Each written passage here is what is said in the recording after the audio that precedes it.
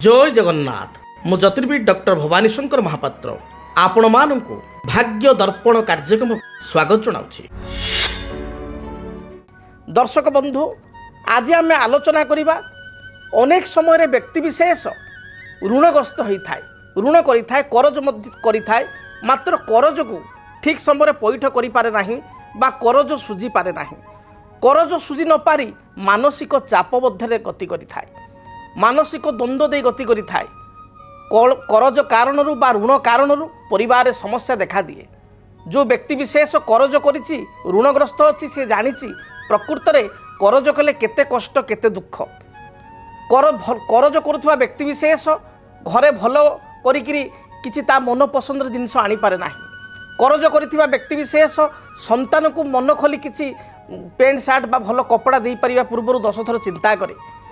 घरे किसी विवाह व्रत मांगलिक कार्य बा बंधु बांधव विवाह व्रत मांगलिक कार्य पड़ुछि।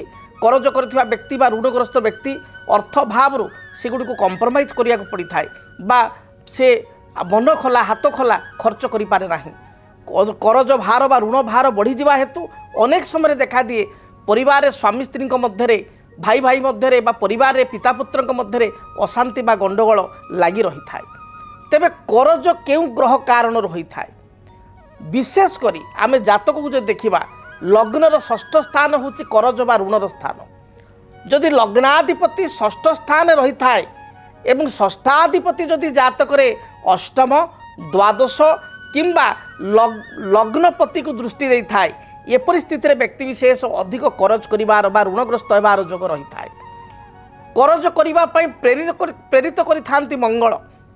मंगल जदि जातक अशुभ स्थिति थांती विशेष करी अनेक जातक देखा देइछि जदि मंगल जातक द्वितीय मंगल जातक षष्ठ मंगल जातक अष्टम किंबा मंगल जातक द्वादश घरे 12 नंबर घरे थाई शनि दृष्टि थांती बा शनि सहित युक्त होती एपरि स्थिति रे करजर परिमाण बढ़ी जाई थाए बा व्यक्ति विशेष करज बारंबार करे बारंबार ऋण ग्रहण करे एवं परिशोध करिवार तकलीफ बा समस्या देखा दे थाए। तेबे करज विभिन्न कारण होता है। अनेक समय आमे देखू आम दैनंदिन जीवन में आम जो घर टे तैयारी करूँ नुआ घर टे निर्माण करूँ से EMI नवाक पड़े करज करके EMI पैठ आकार किस्ती बाई किस्ती EMI दवाक पड़े। गोटे 4 चकिया जान क्रय कलु ताले बाध्य होकर आमको करज करिया पड़े किसी पैसा आम दऊ मूलधन एवं किसी करज करिया पड़े और मासिक EMI बा किस्ती दारिया पैठ करिया पड़े। बेले बेले से किस्ती बहुत भारी हो जाए। जदि आपणकर घर पाई होम लोन अच्छी आपण होम लोन परिशोध करिवारे बहु कष्ट आसुची बाधा विघ्न आसुची भाभी जे मु गोटे 10 वर्ष कि 15 वर्ष लोन नेबी होम लोन हाउस लोन नेबी एवं धीरे धीरे मु सुझीबी एवं मझिरे मझिरे किछि मोर कैश फ्लो आसीबो एवं मु हठात किछि मझिरे मझिरे मु ताकू डाउन पेमेंट बा पार्टली पेमेंट कर दे मते करज कमी जीवो बा मोर ड्यूरेशन कमी जीवो बा करजर जो अमाउंट अछि टिके कमी जीवो कहळ हबो मात्र हेई पारु नाही। बा किसी गाँ गहल आप बकिया हाथ उधारिया कर जानी संपर्कों कर जानी दबार समस्या होची घरे अशांति होची ताहले कौन प्रतिकार करेंगे। आज आपण को ऋण मुक्ति बा करज मुक्ति अचूक केतेक उपाय कहूँ। शास्त्र अनुसार जब आम विचार करवा मंगल होचंती करज प्रधान दायी ग्रह, द्वितीय होचंती शनि, तृतीय होचंती राहु। तेणु विशेष करी जदि आपण ऋणग्रस्त अच्छा करज पैठ करने चाहूँगी ताहले ऋणर मुक्ति पाई आपण गोमाता सेवा करंतु। पूर्व काल मानक देखिथिबे खरा दिन मानक देखिए घर बाहर आपण गोटे कुंड थिला माने आपण से पेज तोराणी चकट सब पड़ूला निजर गाई था बाहर कौन सी गाई था रास्ता कट जाइथिबा गाई ताकू खाउथिले। पूर्व काल में प्रत्येक व्यक्ति विशेष देखिए घास काटी गाई थाउ कि न थाउ गाई को घास खाइया दौले किंतु आजिर नगरांचल बा आजिर सोसाइटी रे सेगुडी को लोप पाईगलानी। तेणु आपण गोमाता को जदि प्रत्येक दिन मन रखु किछि घास बा घास बदल रे टाउन रे घास मिलवा असंभव बा घास मिलूना बा आपण काटिक आनिबार आपण पाखे समय बा शक्ति नाही ताहले आपण माने मिनिमम 20 टंका बा 30 टंकार साग बिड़ा आपण 5 बिड़ा 10 बिड़ा जहाँ भी साग हम साग एवं किछि गुड़ घास सहित किछि गुड़ बा साग बिड़ा सहित किछि गुड़ रेगुलार आपण गोमाता को खुआई चलतु गाई को खुआई चलतु देखिए आपणकर करज जहाँ भी थाउ ता दूरीभूत हेबो। शास्त्र कहा जाए जे ବାସ୍ତୁଶାସ୍ତ୍ର ଅନୁସାରେ ଯଦି ଘରର ଦକ୍ଷିଣ ଦିଗଟି ଖରାପ ଥାଏ ତାହେଲେ କରଜ ବଢ଼ିବାର ସମ୍ଭାବନା ଅଧିକ ବଢ଼ିଯାଇଥାଏ। ଆପଣ ଦେଖିବେ ଆପଣ ଗୋଟେ ନୂଆ ଘର କରିଛନ୍ତି ବା ଆପଣ ଏମିତି ଘରେ ଗୋଟେ ଭଡ଼ା ରହୁଛନ୍ତି, ସେଠି ଦେଖିବେ ଦକ୍ଷିଣ ଭାଗଟି ବାସ୍ତୁ ଅନୁସାରେ ଆପଣଙ୍କର ଅଶୁଭ ଅଛି ବା ଦକ୍ଷିଣ ଭାଗଟି ଠିକ୍ ଭାବରେ ନାହିଁ, ଦକ୍ଷିଣ ଭାଗଟି ଅଧିକା ଅଛି, ଉତ୍ତର ଭାଗ କମ୍ ଅଛି, ଦକ୍ଷିଣ ଭାଗଟି ଅଧିକା ଅଛି। ଦକ୍ଷିଣ ଭାଗ ଗୋଟେ କୋଣାକାର ଆପଣଙ୍କର ହେଇଯାଇଛି। ଦକ୍ଷିଣ ଭାଗଟିରେ ଆପଣଙ୍କ କୂଅ ଖୋଳିଛନ୍ତି ବା ଦକ୍ଷିଣ ଭାଗରେ ଅନେକ ଘରେ ଦେଖିବେ କୂଅ ଥିବ ଅଗ୍ନିକୋଣରେ ବା ବୋରୱେଲ୍ ଅଛି, ଟ୍ୟୁବୱେଲ୍ ଅଛି ଦକ୍ଷିଣ ଭାଗରେ, ଦକ୍ଷିଣ ଭାଗରେ କିଛି ଜଳର ଉତ୍ସ ଜମୁଛି, ତାର ଏପରି ସ୍ଥିତିରେ କରଜ ବଢ଼ିବାଟା 100% ଆପଣଙ୍କ ରହିବ।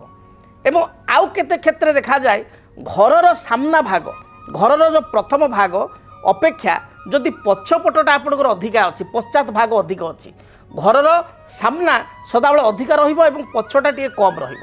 ଘର ଆଗକୁ ଆପଣଙ୍କର ସାମ୍ନା ଅର୍ଥ ଆଗକୁ ଜାଗା ଟିକେ ଲେନ୍ଥ ଅଧିକା ରହିବ, ଧରନ୍ତୁ ଆଗକୁ ଆପଣ 10 ଫୁଟ ଅଛି, ପଛପଟଟା ଆପଣ 7, 8, 9 ଭିତରେ କମ୍ ରହିଲେ ଚଳିବ, 5 ଫୁଟ ରହିଲେ ଚଳିବ। କିନ୍ତୁ ଘରର ଆଗଟା ଆପଣଙ୍କର ଅଛି ଅଗଣାଟା, ଫ୍ରଣ୍ଟ ଲାଇନ୍ଟା ଆପଣଙ୍କର ଅଛି ଧରନ୍ତୁ 5 ଫୁଟ କି 3 ଫୁଟ ଏବଂ ପଛପଟଟା ଅଛି 15 ଫୁଟ 12 ଫୁଟ, ଏଭଳି ସ୍ଥିତିରେ କରଜ ବଢ଼ିବାର ମଧ୍ୟ ସମ୍ଭାବନା ରହିଥାଏ। ତେଣୁ ବାସ୍ତୁଶାସ୍ତ୍ରରେ এই ଦିଗଗୁଡ଼ିକ ମଧ୍ୟ ଦେଖିବାକୁ ପଡ଼ିଥାଏ।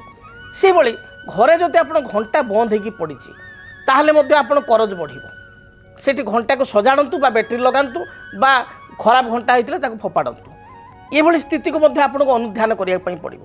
ସେଭଳି ଶାସ୍ତ୍ରରେ କୁହାଯାଏ ପ୍ରଥମ ଯେତେବେଳେ ଆପଣ ରୁଟି ଘରେ ପ୍ରସ୍ତୁତ କରିବେ ରାତିରେ ବା ଭୋଜନ ପ୍ରସ୍ତୁତ କରିବେ, ଭାତ କରନ୍ତୁ ରୁଟି କରନ୍ତୁ, ପ୍ରଥମ ଭୋଜନ ସବୁବେଳେ ଗାଈକୁ ଦେବେ ଏବଂ କିଛି ଭାଗ ରଖିଥିବେ ସବୁବେଳେ ଶ୍ୱାନ ବା କୁକୁରକୁ ଦେବେ। ତେଣୁ ଯଦି ଗୋଟେ ବ୍ୟକ୍ତିବିଶେଷ ପ୍ରତ୍ୟେକ ଦିନ ଗାଈକୁ ଖାଇବାକୁ ଦିଏ ଏବଂ କୁକୁରକୁ ବଳକା ଖାଦ୍ୟ ଖାଇବାକୁ ଦିଏ ତାହେଲେ ମଧ୍ୟ ତା ଜୀବନରେ କେବେ କରଜ ଦେଖାଯାଏ ନାହିଁ, ଏଇଟା ଶାସ୍ତ୍ର ପ୍ରମାଣିତ।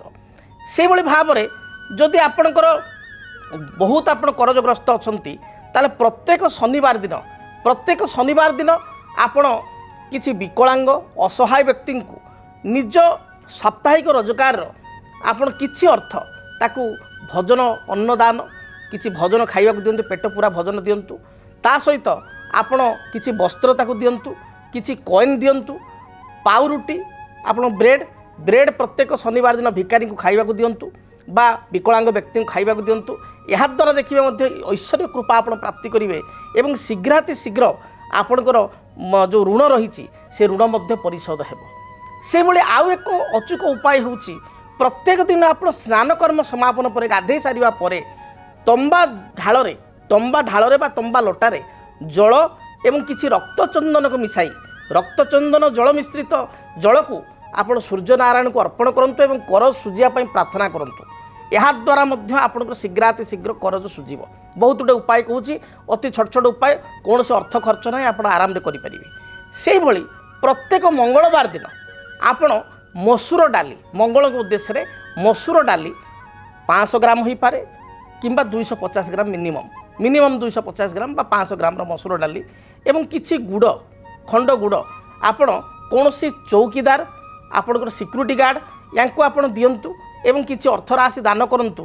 କ୍ରମାଗତ ଭାବରେ ଦେଖିବେ ଆପଣ 21ଟି ମଙ୍ଗଳବାର କରିବା ମଧ୍ୟରେ ଆପଣଙ୍କର ଅନେକ ଅର୍ଥ ବା ଋଣ ପରିଶୋଧ ହୋଇସାରିଥିବ ଏବଂ ଆପଣଙ୍କର ଯାହା ବି ସମସ୍ୟା ରହିଛି ଋଣ ହେତୁକ ତାହା ଦୂରୀଭୂତ ହେବ। ତେଣୁ ଦର୍ଶକ ବନ୍ଧୁ ଆପଣମାନେ ପ୍ରତିକାର କରନ୍ତୁ, ଦେଖିବେ ନିଶ୍ଚୟ ଋଣ ବା କରଜରୁ ଆପଣ ମୁକ୍ତି ପାଇପାରିବେ। ସଂସାର ଭିତରେ ଘର କରିଥିଲେ ପଥର ପଡ଼ିଲେ ସବୁ। ଆପଣମାନେ ଜାଣିବା ପାଇଁ ଚାହୁଁଛନ୍ତି ଇଂରାଜୀ ମାସ ଅଗଷ୍ଟ ମାସ ଆପଣଙ୍କ ରାଶି ପାଇଁ କେମିତି କଟିବ? ମେଷ ଠାରୁ ମୀନ ରାଶି ପର୍ଯ୍ୟନ୍ତ ଆପଣଙ୍କ ରାଶି ପାଇଁ ଏ ମାସଟି କର୍ମକ୍ଷେତ୍ର, ପାରିବାରିକ ଜୀବନ, ଆର୍ଥିକ ସ୍ଥିତି, ବୃତ୍ତିଗତ ଜୀବନ, ସନ୍ତାନ କ୍ଷେତ୍ର କେମିତି ରହିବ, ଦାମ୍ପତ୍ୟ ଜୀବନ ଏବଂ ବ୍ୟବସାୟୀ ଭାଇ ଭଉଣୀଙ୍କର ବ୍ୟବସାୟିକ ଜୀବନ ଜାଣିବା ପାଇଁ ଦେଖନ୍ତୁ DTV ଓଡ଼ିଆର ସ୍ୱତନ୍ତ୍ର କାର୍ଯ୍ୟକ୍ରମ ଇଂରାଜୀ ମାସ ଅଗଷ୍ଟ ମାସର ଆପଣମାନଙ୍କର ରାଶିଫଳ।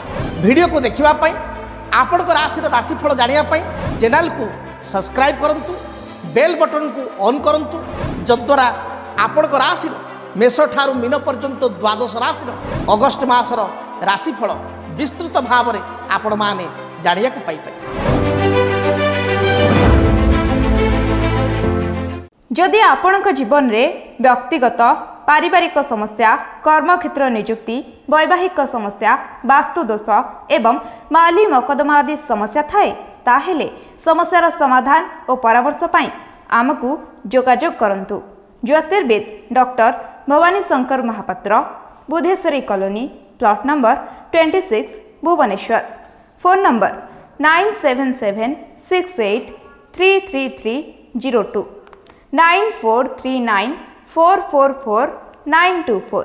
आमर वेबसाइट www.srijagannathastro.com। डीटीवी ओडिया देखिवा पाई सब्सक्राइब करंतु एवं बेल आइकन को मध्य दबाई दियंतु।